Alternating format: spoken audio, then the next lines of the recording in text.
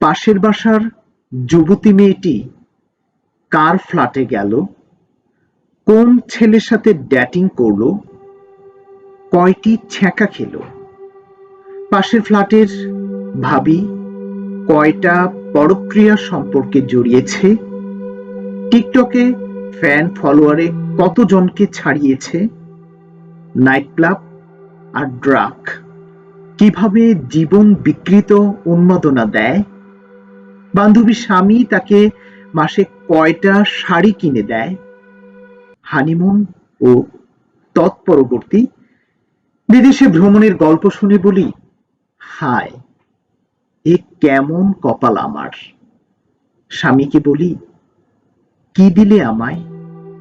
বান্ধবীদের হাতে হাতে আইফোন, দামি দামি গাড়ি বাড়ি, পোশাকের ব্র্যান্ডও নামি দামি। পাশের বাসায় তাকিয়ে দেখো, কি দামি দামি ফার্নিচার, আর আমার কপাল। হায় বিধাতা, কি অবিচার। অথচ স্বামীর বেতন কত একবারও ভাবি না, জিজ্ঞাসা করি না দুপুরে খেয়েছে কিনা। দিন শেষে গন্ধ মাখা ঘামে ভেজা শরীর দেখি না, সংসারের ঘানি টানা ঠোসা পড়া হাত দেখি না। যে গন্ধ মাখা শরীর পেত স্ত্রীর আলিঙ্গন, যে হাত পেতে পারত প্রিয়ার ঠোঁটের চুম্বন, সে পেল তিরস্কার। আর অবৈধ ব্যক্তি আর পেশা পেল পুরস্কার।